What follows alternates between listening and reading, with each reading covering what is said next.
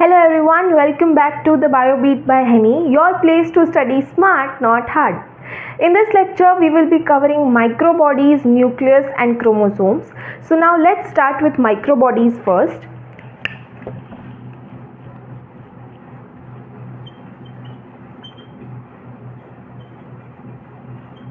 What are microbodies? These microbodies are tiny vesicles. These are tiny unit membrane vesicles.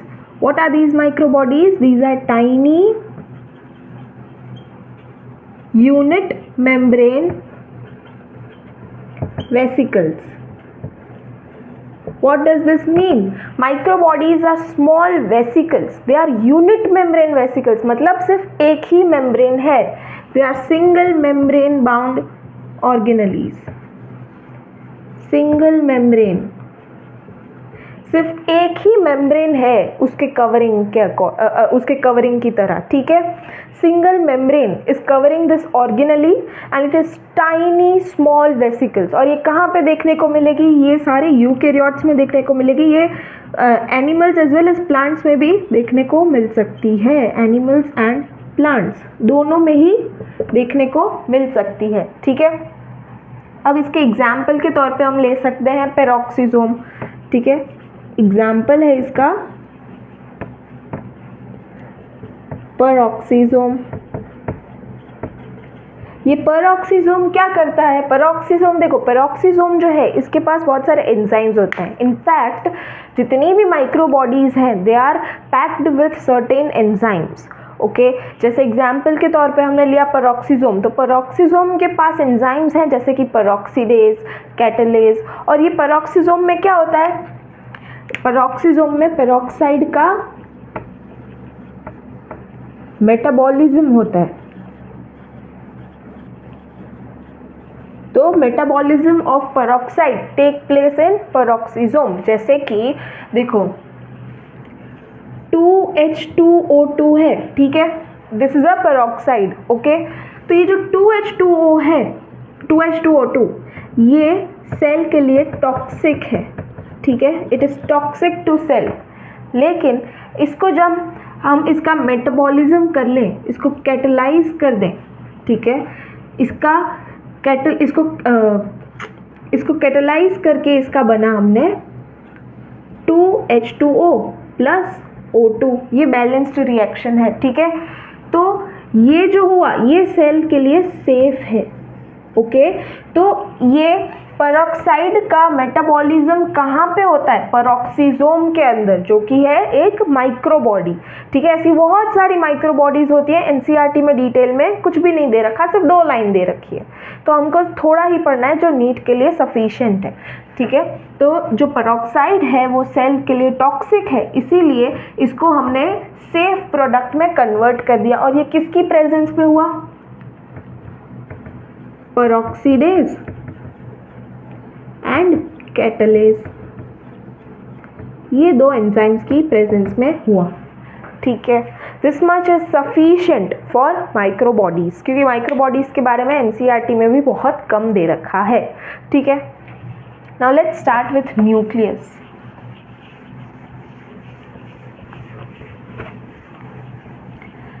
Before starting nucleus थोड़ी सी चीज़ें हैं जो हम लोग कनेक्ट करेंगे from molecular basis of inheritance, जो कि आपका क्लास 12th का चैप्टर है, और cell cycle and cell division से, ठीक है. सबसे पहले मैं मॉलिक्यूलर बेसिस में चलती हूँ जहाँ पे हम लोग डीएनए पढ़ते हैं, ठीक है. अब समझो जो डीएनए है आपका वैसे डबल स्ट्रैंडेड होता है. It is double stranded, right. DNA आपका, ये जो डीएनए है ये 2.2 मीटर लॉन्ग होता है, ठीक है.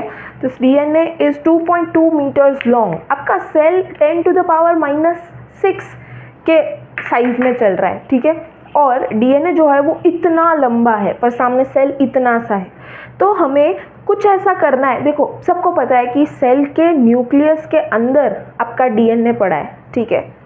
अब हमें कुछ ऐसा करना है कि ये 2.2 मीटर लॉन्ग जो डीएनए है उसको हमें इतने से सेल के अंदर फिट करना है.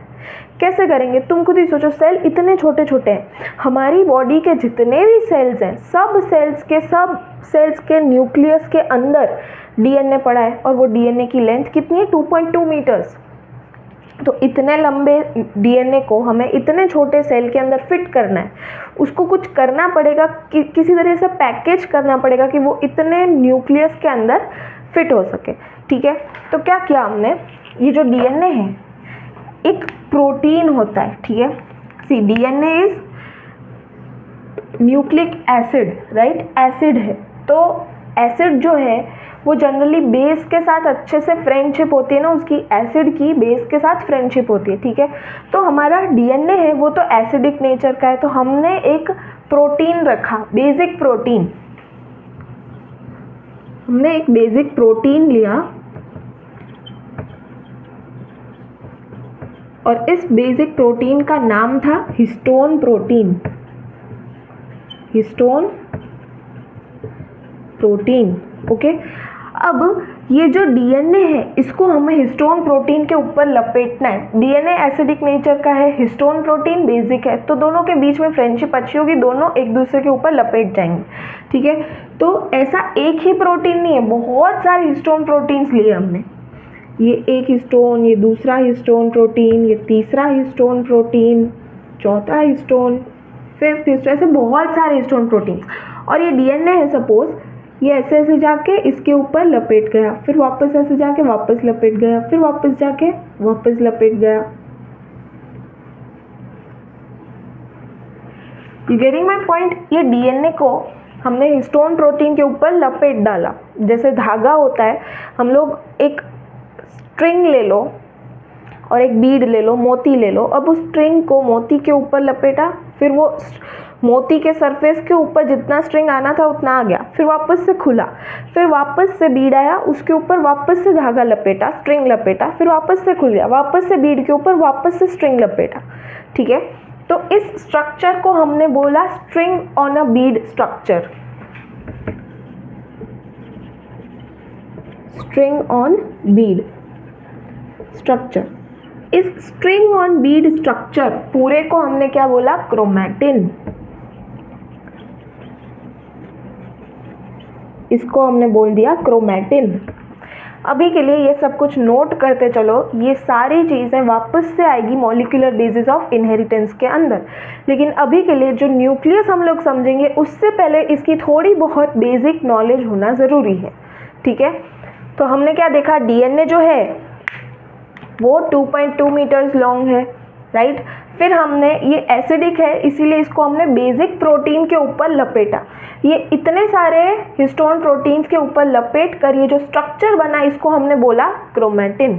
ठीक है, अब ये पूरा स्ट्रक्चर है जो स्ट्रिंग ऑन बीड स्ट्रक्चर है, इसको तो हमने क्रोमैटिन बोला, लेकिन सिर्फ एक हिस्टोन प्रोटीन और उसके ऊपर लपेटा हुआ इतना सा डीएनए, इस स्ट्रक्चर को क्या बोलेंगे, इस स्ट्रक्चर को हमने बोला न्यूक्लियोसोम। ठीक है, इस स्ट्रक्चर को क्या बोला, इस स्ट्रक्चर को बोला हमने न्यूक्लियोसोम।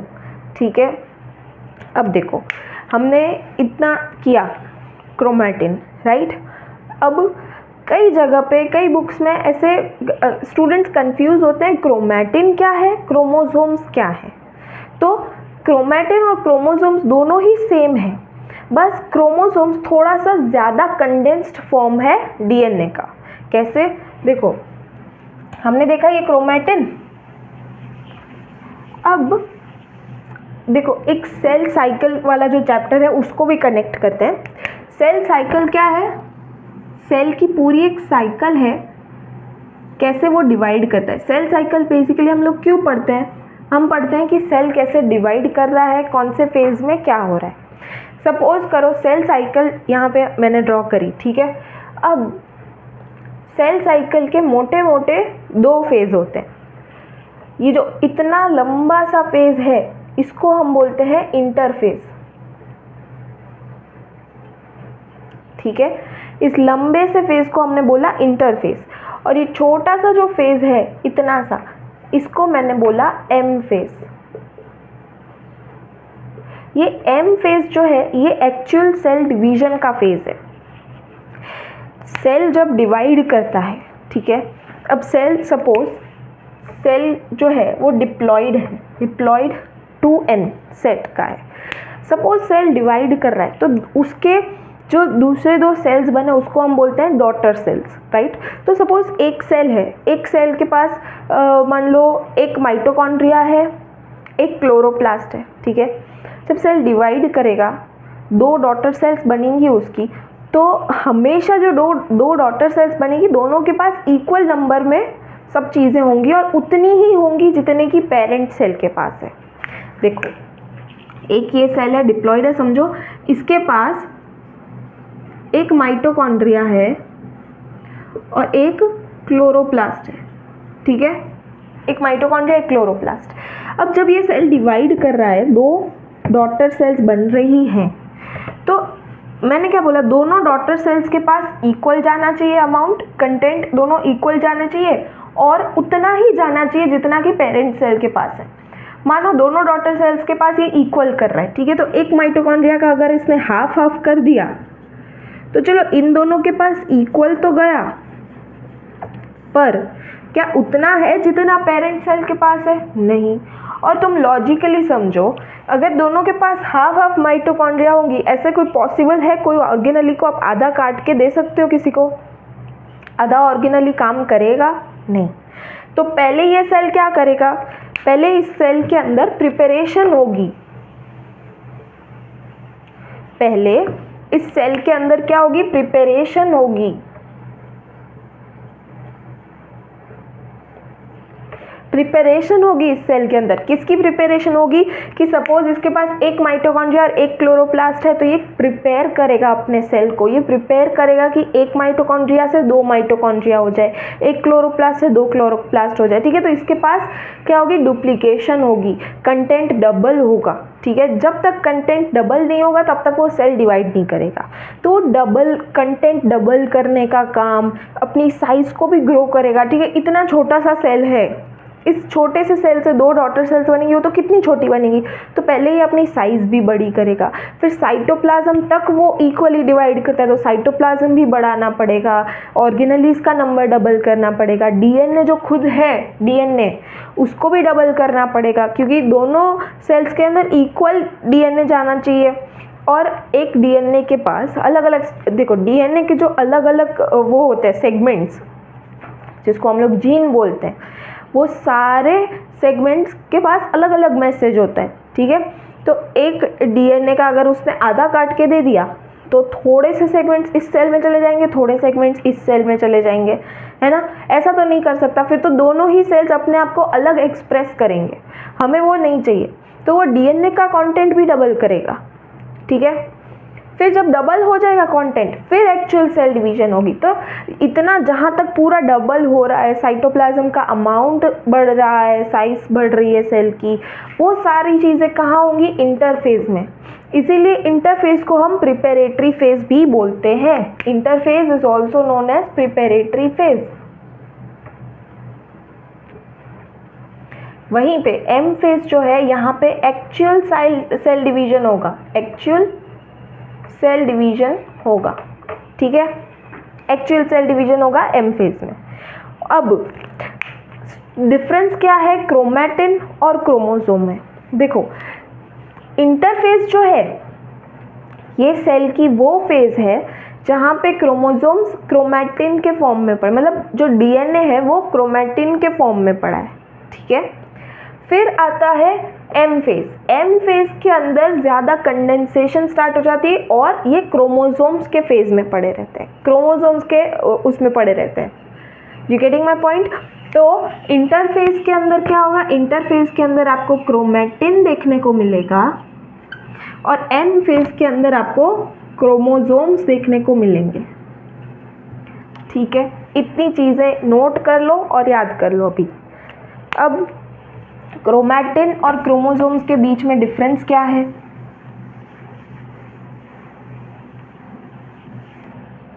तो देखो क्रोमैटिन जो है उसमें आपका न्यूक्लिक एसिड है, डीएनए आरएनए, और साथ में हिस्टोन प्रोटीन है, ठीक है। दैट इज ये क्रोमैटिन। पर क्रोमोसोम जो है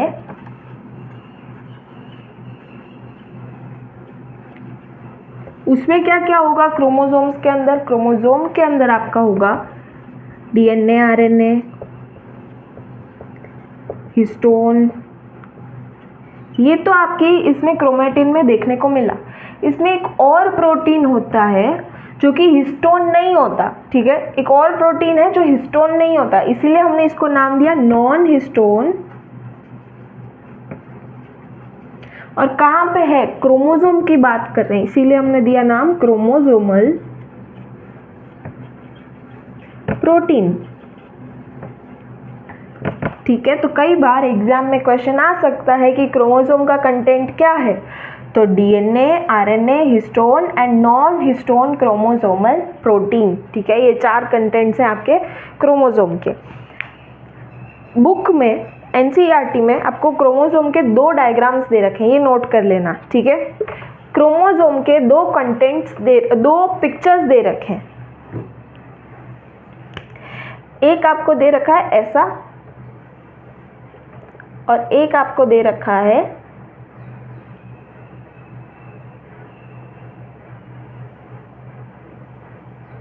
ऐसा सा। तो ये दोनों में से क्रोमोसोम्स कौन से हैं? ठीक है, देखो इसको भी क्रोमोसोम बोलते हैं, इसको भी क्रोमोसोम बोलते हैं, बस फेज अलग है। सेल साइकिल जो अभी हमने देखी थी उसमें डिफरेंट फेजेस होते हैं। देखो इंटरफेज और एम फेज, सिर्फ ये 2 फेज ही नहीं है, इंटरफेज को भी फर्दर हमने डिवाइड किया है G1S और G2 में, और एम फेज को भी फर्दर डिवाइड किया है, ठीक है। तो ये दोनों ही क्रोमोसोम्स हैं, बस अलग अलग फेज में आपको देखने को मिलेंगे सेल साइकिल के, ठीक है। अब देखो जो इंटरफेज बोला इसके अंदर तो मैंने बोला 3, G1S G2, ठीक है, और जो एम फेज बोला ना इसके अंदर भी 4 होते हैं, prophase, metaphase, anaphase and telophase, ठीक है।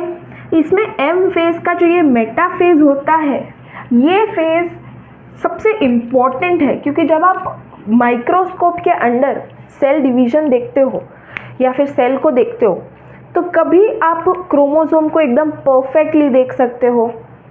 आप पूरा क्रोमोसोम का स्ट्रक्चर, एक ऐसा फेज है जिसके अंदर क्रोमोसोम का स्ट्रक्चर एकदम परफेक्टली देख सकते हो, और वो फेज है मेटाफेज। एम फेज का मेटाफेज जो है इसमें आप क्रोमोसोम का स्ट्रक्चर एकदम अच्छे से देख सकते हो, और एम फेज के मेटाफेज में ये वाला स्ट्रक्चर देखने को मिलता है। इसीलिए ज़्यादातर बुक में या फिर आपके गूगल पे भी आप सर्च करोगे, कहीं पे भी इंटरनेट पे हर जगह ज़्यादातर क्रोमोसोम को आप ऐसे देखते हो, ठीक है। ये भी क्रोमोसोम है, ये अलग फेज में पाया जाने वाला क्रोमोसोम है, और ये जो फेज है ये पर्टिकुलरली मेटाफेज में देखने को मिलता है, और मेटाफेज में आप अच्छे से माइक्रोस्कोप के अंदर देख सकते हो। इसीलिए ज़्यादातर बुक्स में आपको ये वाला डायग्राम दिया हुआ होता है, ठीक है। और एक बात, ये देखो ये तो समझ में आता है कि एक क्रोमोसोम है, ये कितने क्रोमोसोम्स हैं? ये 1 है कि 2 है? देखो ये भी एक ही क्रोमोसोम है, और इसका नंबर कैसे डिसाइड करेंगे? ये बीच में जो ये कॉन्स्ट्रिक्शन, इसको कॉन्स्ट्रिक्शन बोलते हैं, ठीक है, ये प्राइमरी कॉन्स्ट्रिक्शन है, इसका दूसरा नाम है सेंट्रोमियर, ठीक है। तो ये सेंट्रोमियर जो है ये प्राइमरी, हम लोग आगे देखते हैं क्रोमोसोम के स्ट्रक्चर में, पूरा स्ट्रक्चर देखेंगे। ये बीच में जो डॉट दिख रहा है, अगर ये 1 है तो इसका मतलब ये 1 क्रोमोसोम है, ठीक है। यहाँ पे भी एक ही कॉन्स्ट्रिक्शन है, मतलब ये 1 क्रोमोसोम है, यहाँ पे भी एक ही कॉन्स्ट्रिक्शन है, इसलिए ये 1 ही क्रोमोसोम है, ठीक है। ये दोनों क्या है? ये तो बाजुएं दिख रही है, एक बाजू दूसरी बाजू, ये क्या है? इसको बोलते हैं क्रोमैटिड, ठीक है। दिख नहीं रहा, शायद से नहीं दिख रहा। देखो ये और ये दोनों क्रोमैटिड्स हैं, दोनों क्या हैं? क्रोमैटिड्स। इसको बोलते हैं सिस्टर क्रोमैटिड्स। क्यों? क्योंकि क्रोमोसोम तो एक है, देखो बीच में एक ही कॉन्स्ट्रिक्शन है, क्रोमोसोम एक ही है, बस इसके पास 2 क्रोमैटिड्स है, इसलिए इसको हमने बोला सिस्टर क्रोमैटिड्स, क्योंकि एक ही क्रोमोसोम की क्रोमैटिड्स हैं, ठीक है। वहीं पे फिर थोड़ा सा ये हम लोग आ ही गए हैं क्रोमोसोम की बात पर, तो देख ही लेते हैं आजू बाजू का सब चीज़ें, क्योंकि भले आप इस चैप्टर में नहीं देखोगे, आगे वाले चैप्टर्स में ये सब आएगा, ठीक है। तो अभी कनेक्ट करते चलो सब कुछ, जहाँ से भी सारी इन्फॉर्मेशन मिले, कहीं से भी किसी भी चैप्टर की इन्फॉर्मेशन मिले रख लो अपने पास, आगे फ्यूचर में काम आएगा ही, ठीक है। हमने क्या देखा,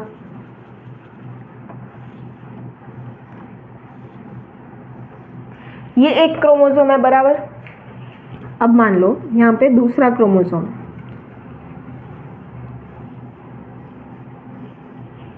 ठीक है, ये दूसरा क्रोमोसोम है, इसको हमने बोला सिस्टर क्रोमैटिड्स, है ना। पर ये वाली क्रोमैटिड और ये वाली क्रोमैटिड, ये एक क्रोमोसोम की क्रोमैटिड है, ये दूसरे क्रोमोसोम की क्रोमैटिड है। इसको हम क्या बोलेंगे, किसको, देखो ये वाली क्रोमैटिड और ये वाली क्रोमैटिड, इसको क्या बोलेंगे हम लोग, इसको बोलेंगे नॉन सिस्टर क्रोमैटिड्स। ये दोनों एक ही क्रोमोसोम की क्रोमैटिड्स है, इसलिए इसको हमने बोला सिस्टर क्रोमैटिड्स।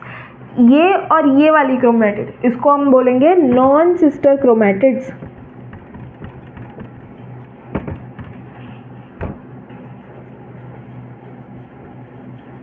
ठीक है। यहाँ तक क्लियर। क्या क्या बात करी हमने बात करी, पहले तो डीएनए जो है वो 2.2 मीटर लॉन्ग है, ठीक है।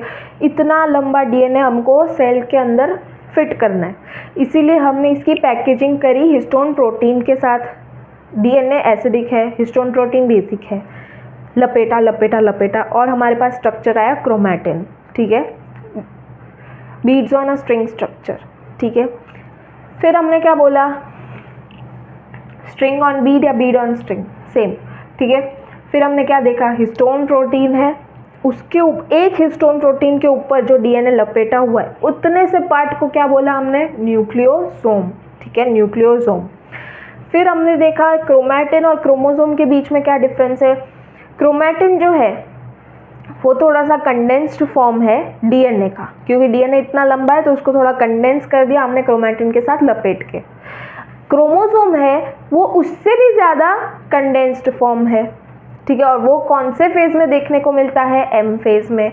एम फेज के कौन से फेज में ज़्यादातर 2 क्रोमैटिड्स देखने को मिलती है क्रोमोसोम की, मेटाफेज में, ठीक है। क्रोमोसोम का कंटेंट क्या है, DNA, RNA, histone and non histone chromosomal protein. इतना देख लिया, sister chromatid non sister chromatid देख लिया। अब हम स्टार्ट करते हैं न्यूक्लियस से। अब ये सारी इंफॉर्मेशंस कहीं ना कहीं आपको काम आएंगी, ठीक है।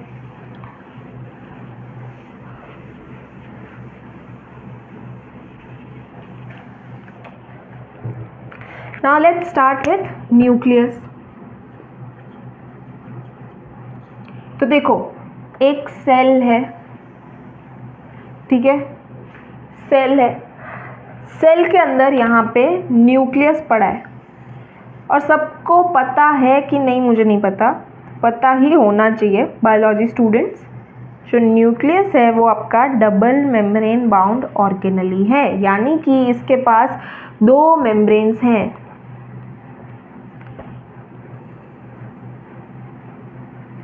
It is a double membrane bound organelle, ठीक है। अब ये जो न्यूक्लियस की 2 मेम्ब्रेन्स हैं वो कहीं कहीं पे अंदर ही अंदर अपने आप फ्यूज हो जाती है। ये दोनों मेम्ब्रेन्स अपने आप खुद से ही फ्यूज हो जाती है, इनर और आउटर मेम्ब्रेन दोनों अपने आप फ्यूज हो जाती है,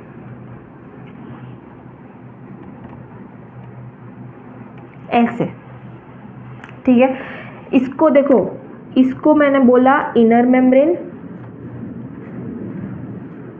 और ये वाली जो है वो है आउटर मेम्ब्रेन, दिख रहा है, हाँ। ये वाली जो है वो इनर मेम्ब्रेन, ये वाली जो है वो आउटर मेम्ब्रेन। ये दोनों मेम्ब्रेन्स के बीच में देखो, इनर और आउटर मेम्ब्रेन के बीच में ये जो स्पेस दिख रही है ना, इसको बोलते हैं पेरी न्यूक्लियर स्पेस, दिख रहा है, पेरी न्यूक्लियर स्पेस, ठीक है। इतना समझा। इनर मेम्ब्रेन, आउटर मेम्ब्रेन और पेरीन्यूक्लियर स्पेस। अब देखो दो मेम्ब्रेन्स जो है वो अंदर अंदर फ्यूज हो रही है ना, इनर आउटर यहाँ पे फ्यूज हो गई, तो देखो बीच में एक पोर जैसा बन गया, एक होल जैसा बन गया, इसको बोलते हैं न्यूक्लियर पोर। ठीक है, ये पोर जो है इसको बोलते हैं न्यूक्लियर पोर। ओके, इतना समझा। अब देखो सेल है, सेल के पास यहाँ पे क्या है, साइटोप्लाज्म। तो यहाँ पे क्या है, साइटोप्लाज्म। साइटोप्लाज्म का दूसरा नाम है साइटोसोल। साइटोसोल, तो कंफ्यूज नहीं होने का, एग्जाम पेपर में अगर साइटोसोल दे तो साइटोप्लाज्म ही है। ठीक है, जैसे सेल का जो ये सेमी फ्लूइड स्ट्रक्चर है, सेल के अंदर जो सेमी फ्लूइड मैट्रिक्स है उसको हमने बोला साइटोप्लाज्म। सेल वर्ड से आ रहा है साइटो, और प्लाज्म जो है वो हम लोग इस फ्लूइड के लिए यूज कर रहे हैं, सेमी फ्लूइड मैट्रिक्स के लिए। न्यूक्लियस के पास खुद का भी फ्लूइड है, सेमी फ्लूइड मैट्रिक्स है, इसको हमने न्यूक्लियस के नेम के ऊपर हमने नाम दिया न्यूक्लियोप्लाज्म। सेल के अंदर जो प्लाज्म है उसको बोला साइटोप्लाज्म, वैसे न्यूक्लियस के अंदर जो प्लाज्म है उसको हमने बोला न्यूक्लियोप्लाज्म।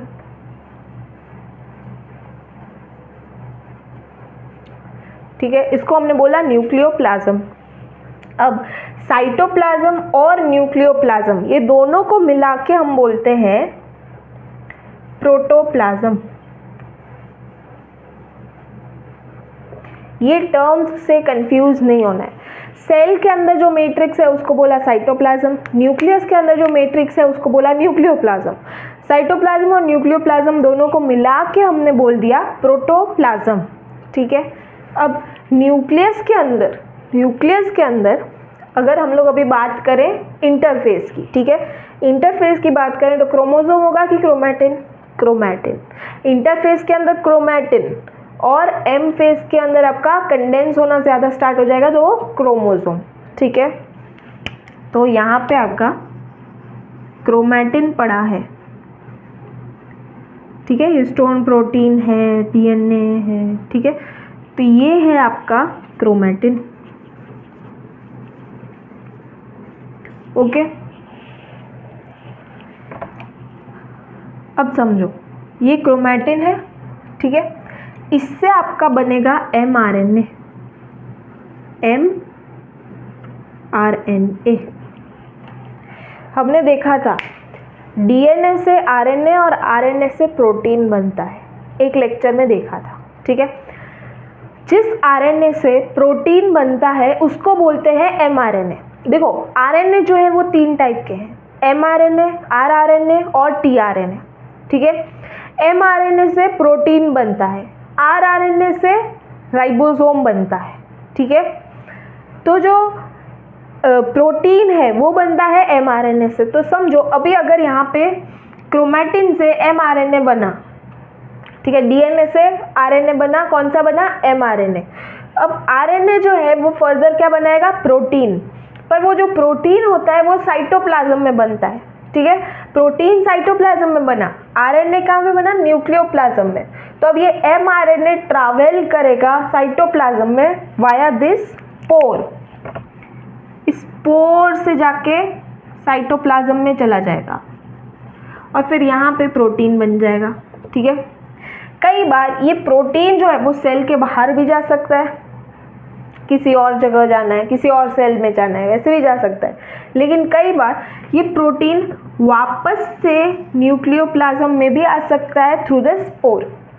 ठीक है, तो आरएनए और प्रोटीन का ट्रांसपोर्ट है, बाई डायरेक्शनल ट्रांसपोर्ट है, वो होता है थ्रू न्यूक्लियर पोर। तो न्यूक्लियर पोर ऐसे ही विदाउट एनी रीज़न कुछ भी नहीं हुआ, रीज़न है, ये मेम्ब्रेन्स का फ्यूज होना भी रीज़न था ताकि यहाँ पे पोर बने, और पोर होना भी रीज़न है क्योंकि यहाँ पे बाई डायरेक्शनल ट्रांसपोर्ट हो सके आरएनए और प्रोटीन का।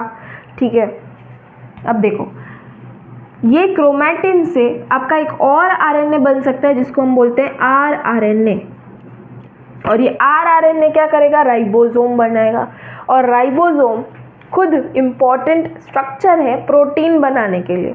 तो समझो अल्टीमेटली बन तो प्रोटीन ही रहा है, mRNA है तो भी प्रोटीन बन रहा है, अगर rRNA है तो पहले राइबोसोम बन रहा है और फिर राइबोसोम असिस्ट कर रहा है प्रोटीन फॉर्मेशन में, ठीक है। अब अगर rRNA है तो उससे राइबोसोम बनेगा, ठीक है। अब न्यूक्लियस के अंदर ऐसे थोड़े बहुत ऐसे spherical structure, densely stained spherical structure आपको देखने को मिलते हैं, जिसको हम क्या बोलते हैं, जिसको आप बोलते हो न्यूक्लियोलस, जिसको क्या बोलते हो न्यूक्लियोलस। यहाँ पे ऐसा डेंसली स्टेन्ड स्ट्रक्चर है, यहाँ पे ऐसा डेंसली स्टेन्ड स्ट्रक्चर, इसको हम बोलते हैं न्यूक्लियोलस। कि न्यूक्लियोलस क्या करता है, न्यूक्लियोलस जो है वो एक्टिव साइट है किसकी, राइबोसोमल आरएनए की प्रोडक्शन की, ठीक है।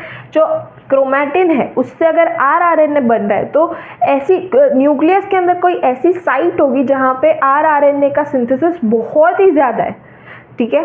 तो जिस जगह पे rRNA का सिंथेसिस बहुत ज़्यादा होगा, जहाँ पे एकदम ही डेंस प्रोडक्शन होगा, उसको हम बोलेंगे न्यूक्लियोलस, यानी कि वहाँ पे rRNA बहुत ज़्यादा होगा। और समझो rRNA ज़्यादा तो राइबोसोम्स ज़्यादा, और अगर राइबोसोम्स ज़्यादा तो प्रोटीन ज़्यादा, ठीक है। इस बात को समझो। तो कहीं पे अगर ऐसे आए क्वेश्चन कि जिस सेल के अंदर प्रोटीन की सिंथेसिस बहुत ज़्यादा है, तो क्या उसके अंदर न्यूक्लियोलस ज़्यादा होंगे, ट्रू और फॉल्स? तो आंसर विल बी ट्रू, ठीक है। क्योंकि प्रोटीन ज़्यादा कब होंगे, जब राइबोसोम ज़्यादा होंगे, और राइबोसोम ज़्यादा कब होंगे, जब rRNA ज़्यादा होगा सेल के अंदर, ठीक है। तो इतना हमको समझ में आया, न्यूक्लियस के अंदर इतना हमको समझने का है, ठीक है। अब हमने कुछ टर्म्स देखी थी, उसको थोड़ा सा देख लेते हैं ताकि कंफ्यूजन ना हो। हमने 4 टर्म्स देखी जो एक जैसी लग रही थी। कौन सी 4 टर्म? एक हमने देखा न्यूक्लियस, एक हमने देखा न्यूक्लियोलस, तीसरा हमने देखा न्यूक्लियोसोम, और चौथा न्यूक्लियोइड। ये चारों टर्म्स देखने में एक जैसी लगती है, ठीक है। न्यूक्लियस क्या है? न्यूक्लियस हमको पता है कि एक membrane, double membrane bound organelle है सेल के अंदर, ठीक है। न्यूक्लियस में तो किसी को कंफ्यूजन नहीं होता, आई डोंट थिंक सो। क्यों? क्योंकि न्यूक्लियस तो है, वो हम लोग कितने सालों से पढ़ते आ रहे हैं कि nucleus is the brain of cell, right, it is known as the brain of cell. और इसके पास डबल मेम्ब्रेन बाउंड स्ट्रक्चर होता है, मतलब 2 मेम्ब्रेन से ये कवर्ड होती है, ठीक है। It is a double membrane bound organelle nucleus, और इसके अंदर आपका जेनेटिक मटेरियल है, ठीक है। दूसरी टर्म है न्यूक्लियोलस, जो अभी हमने देखी, ऐसी साइट जहाँ पे एक्टिवली सिंथेसिस हो रहा है किसका, rRNA का, उसको हम बोलते हैं न्यूक्लियोलस। ये डेंसली स्टेन्ड स्ट्रक्चर है, स्फेरिकल स्ट्रक्चर आपको देखने को मिलेगा माइक्रोस्कोप के अंडर, ठीक है। फिर न्यूक्लियोसोम क्या देखा हमने? न्यूक्लियोसोम हमने देखा कि जो डीएनए है वो और हिस्टोन प्रोटीन जैसे अटैच है, ठीक है। ये पूरे स्ट्रक्चर को तो हमने क्रोमैटिन बोला, लेकिन इतना सा जहाँ पे एक हिस्टोन है और उस हिस्टोन के ऊपर जितना डीएनए है, उतने से स्ट्रक्चर को मैंने क्या बोला, न्यूक्लियोसोम, ठीक है। और न्यूक्लियोइड क्या होता है? न्यूक्लियोइड जो है वो प्रोकैरियोट्स में होता है। क्या होता है? जैसे इधर हमारे यूकैरियोट्स के अंदर आपके जो जेनेटिक मटेरियल है वो किस में स्टोर्ड है? न्यूक्लियस के अंदर, राइट। वैसे ही प्रोकैरियोट्स के अंदर तो न्यूक्लियस प्रेजेंट नहीं है, राइट। तो उनका जो जेनेटिक मटेरियल है वो सेल के साइटोप्लाज्म में एक जगह पर उपस्थित है ना, एक जगह पर वो प्रेजेंट है। उतने से स्ट्रक्चर को, उतनी सी एरिया को, जैसे कि ये सेल है, ठीक है, डबल स्ट्रैंडेड सर्कुलर डीएनए होता है उनके पास, प्रोकैरियोट्स के पास। ये इतना सा जो स्ट्रक्चर है, इसको हमने बोला न्यूक्लियोइड। देखो न्यूक्लियस नहीं है, इसके पास कोई कवर नहीं है, मेम्ब्रेन नहीं है, ये सिर्फ उनका डीएनए पड़ा है, उनका जेनेटिक मटेरियल पड़ा है इतने से एरिया में। और ये जो सर्कल ड्रॉ किया है वो न्यूक्लियस नहीं है, वो डबल स्ट्रैंडेड सर्कुलर डीएनए है उनके पास, ठीक है। तो उसको हमने बोला न्यूक्लियोइड। यहाँ तक आई होप टर्म्स आपको क्लियर होंगी इतनी सी, nucleus, nucleolus, nucleosome and nucleoid, ठीक है। Now let's start with chromosome which is the last topic of this chapter.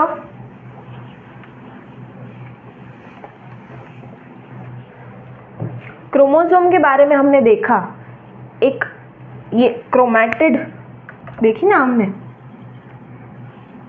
ये भी क्रोमोसोम है,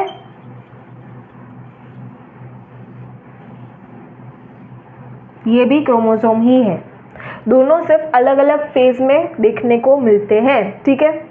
ये आपका स्पेसिफिकली मेटाफेज में देखने को मिलता है। और मेटाफेज जो है वो ऐसा फेज है जहाँ पे आप माइक्रोस्कोप के अंदर देखोगे तो मेटाफेज के अंदर आपको क्रोमोसोम्स क्लियरली विजिबल होंगे, इसीलिए ज़्यादातर आपको सारी बुक्स में ये वाला स्ट्रक्चर दिया जाता है क्रोमोसोम का, ठीक है। अब हम लोग समझते हैं स्ट्रक्चर क्रोमोसोम का। देखो ये जो बीच में डॉट बनाई थी ना मैंने,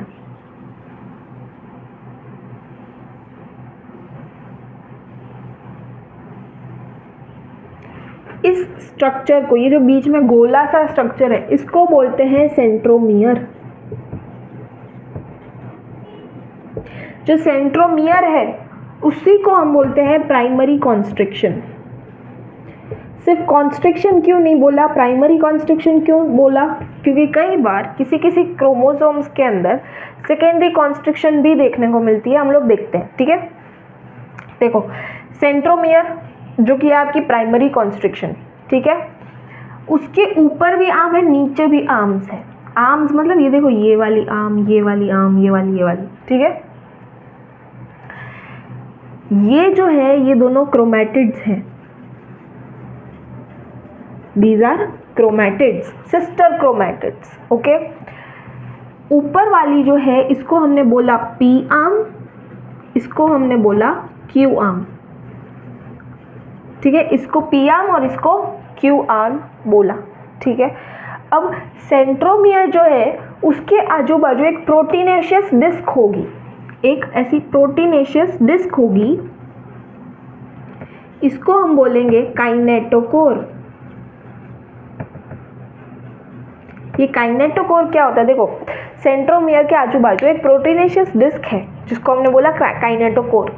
अब जब सेल डिवाइड करता है, ठीक है, सेल जब डिवाइड करेगा क्या होगा, आपने सेंट्रोमियर और सेंट्रोसोम का स्ट्रक्चर देखा, राइट। सेंट्रोमियर क्या है, सेंट्रोमियर जो दो सिलिंड्रिकल होती है, सेंट्रोमियर मतलब एक सिलिंड्रिकल, फिर दूसरी सिलिंड्रिकल उसके परपेंडिकुलर पड़ी है, और उतनी सी पूरी एक स्पेस को हमने बोल दिया सेंट्रोसोम। तो सेंट्रोसोम जो है वो नॉन मेम्ब्रेन बाउंड ऑर्गेनेली है, ठीक है।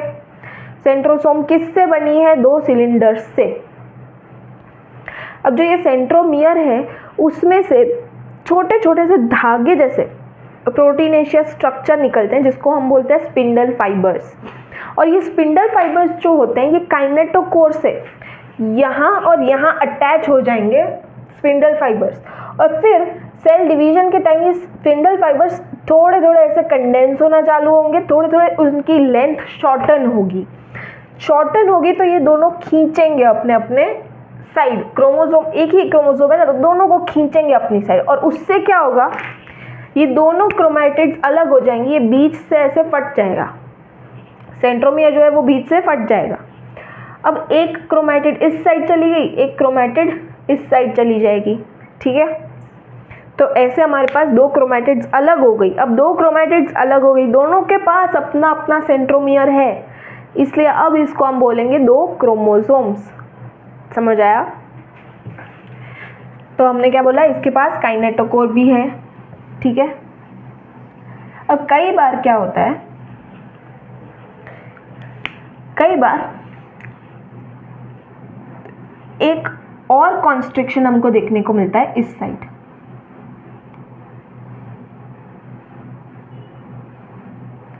ठीक है। इसको हम बोलते हैं सेकेंडरी कॉन्स्ट्रिक्शन।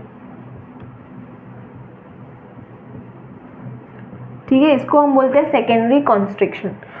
और यहाँ पे जो ये छोटा सा क्रोमोसोम का वो है सेगमेंट, इसके अंदर जो डीएनए पड़ा होगा इसको हम बोलते हैं सैटेलाइट डीएनए। और ये सैटेलाइट डीएनए जो है इसको हम मानते हैं कि ये है जंक डीएनए। जंक डीएनए मतलब देखो वो प्रोटीन फॉर्मेशन नहीं करेगा, उससे कोई प्रोटीन नहीं बनेगा, वो जंक ही है, ऐसे ही पड़ा है। ठीक है, तो हम लोग सैटेलाइट डीएनए को जंक डीएनए बोलते हैं क्योंकि वो प्रोटीन फॉर्मेशन नहीं करेगा। इसके अंदर क्या होगा ना, रिपीटेटिव सेगमेंट्स होंगे डीएनए के। आप देखोगे कि सेगमेंट्स डीएनए के अंदर न्यूक्लियोटाइड्स होते हैं। ठीक है, तो आप देखोगे कि उनके रिपीटेटिव फॉर्म में पड़े हैं थोड़े बहुत न्यूक्लियोटाइड्स, उसको हमने सैटेलाइट डीएनए में देखा है। ठीक है, इतना समझ में आया स्ट्रक्चर आपको कि क्यू आर्म है, पी आर्म है, दोनों आर्म्स हैं, P arm and Q arm. ये दोनों क्रोमैटिड्स हैं, बीच में सेंट्रोमियर है जो कि प्राइमरी कॉन्स्ट्रिक्शन है, उसके आजू बाजू काइनेटोकोर है जिससे स्पिंडल फाइबर्स अटैच होंगे और फिर वो शॉर्टन होंगे, जिसकी वजह से ये दोनों क्रोमैटिड्स अलग हो जाएंगी और अलग अलग अब क्रोमोसोम्स बन गए। साथ ही में कई बार कभी क्रोमोसोम्स के अंदर एक सेकेंडरी कॉन्स्ट्रिक्शन भी देखने को मिलता है और उसके पास जो डीएनए है उसको हम बोलते हैं सैटेलाइट डीएनए, जो कि एक जंक डीएनए है। क्यों? क्योंकि वो प्रोटीन फॉर्मेशन नहीं करता। ठीक है, अब हमें टाइप्स ऑफ डीएनए देखना है ऑन द बेसिस ऑफ ये प्राइमरी कॉन्स्ट्रिक्शन कहाँ पे प्रेजेंट है, on the basis of position of centromere या फिर प्राइमरी कॉन्स्ट्रिक्शन। तो देखो एक जो है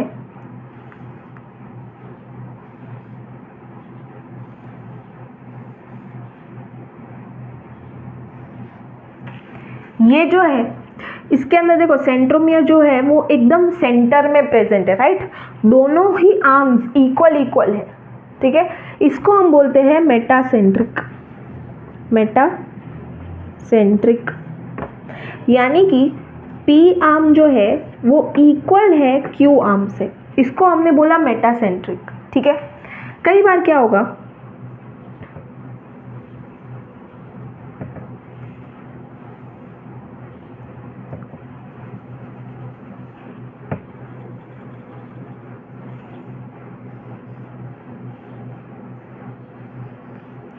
जो सेंट्रोमियर है वो थोड़ा सा नज़दीक है पी आर्म से।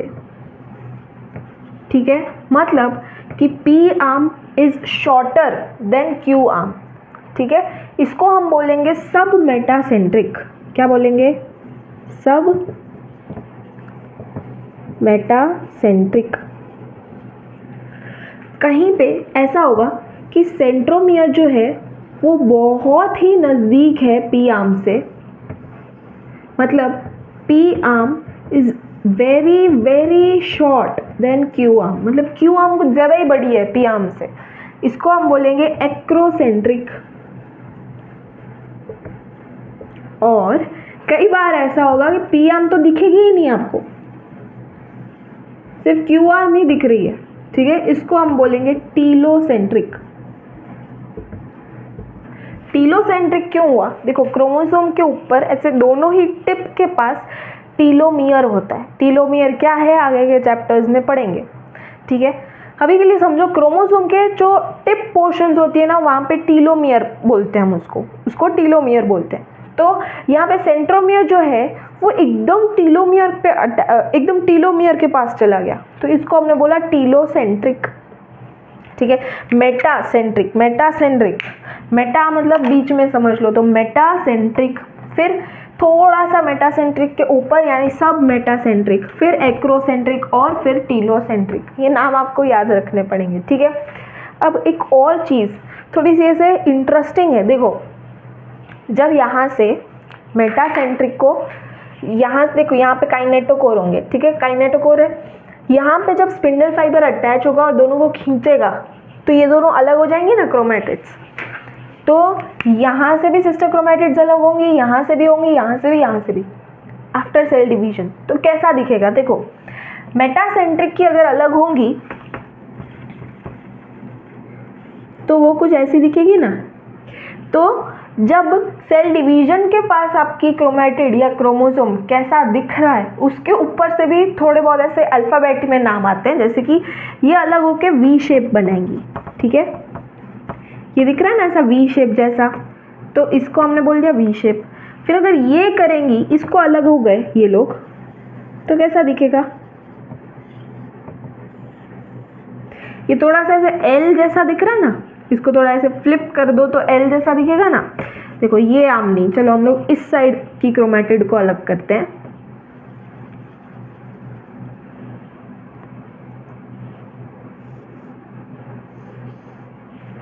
ये एल जैसा दिख रहा है, फिर ये उल्टा एल दिख रहा है ना, तो इसको हमने बोल दिया एल शेप।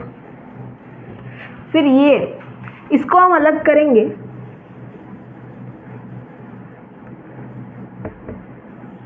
तो ये ऐसा सा दिख रहा है, इसको हमने बोला जे शेप। अब ये जे जैसा कैसे दिख रहा है मुझे नहीं पता नाम दिया है, याद कर लो जे शेप, ऐसे ही याद करो ना।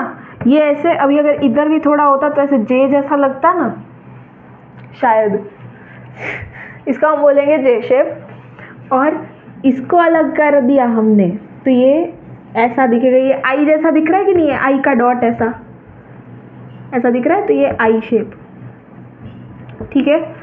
तो ये अगर सेल डिवीजन अगर हो जाएंगे तो इसका वी शेप बनेगा, इसका एल शेप, इसका जे शेप और इसका I shape. So these were the types of chromosomes on the basis of this placement, you can say placement of centromere, या फिर इसको आप बोल सकते हो पोजीशन ऑफ सेंट्रोमियर। इतना आपकी एनसीईआरटी में दे रखा था। ये शायद से दे रखा है कि नहीं दे रखा ना, शायद से ये वी शेप एल शेप मैंने थोड़ा एक्स्ट्रा इन्फॉर्मेशन दे दी एडिशनल। तो इतना था, हमने समझ लिया क्या, माइक्रो बॉडीज़ पढ़ लिया। माइक्रो बॉडीज़ के बाद थोड़ा सा हमने मॉलिक्यूलर बेसिस और सेल डिवीजन के अंदर से कॉन्सेप्ट्स हमने लगा दिए। फिर हमने न्यूक्लियस पढ़ा, न्यूक्लियस के बाद हमने क्रोमोसोम्स पढ़ा, क्रोमोसोम का स्ट्रक्चर पढ़ा, उसके बाद हमने टाइप्स पढ़े क्रोमोसोम के। So here we complete the entire chapter of cell the unit of life. In the next lecture, I will provide you with a short, 2-page notes. हम लोग यहीं पे बनाएंगे 2-page notes बनाएंगे, जिसके अंदर पूरा का पूरा चैप्टर आपका कंप्लीट हो जाएगा सिर्फ 2 पेज के अंदर, शायद 2 से कम भी हो सकते हैं, ठीक है। उतने में हम लोग कंप्लीट करने की ट्राई करेंगे, ताकि जब आप ये चैप्टर से एकदम अच्छे से आप पढ़ लोगे इसको, फिर वो 2-page नोट से आप रिवीजन करोगे, आपका एकदम जल्दी से रिवाइज हो जाएगा। फिर ऐसा नहीं कि हर बार आपको इतनी लंबी लंबी नोट्स रिवाइज करनी पड़े, ठीक है। 2-page नोट्स से आप रिवाइज करोगे, बहुत जल्दी हो जाएगा। सो या here we complete the entire chapter. Let's meet in the next lecture where we will complete entire chapter in only 2 pages. Till then, bye. See you in the next lecture.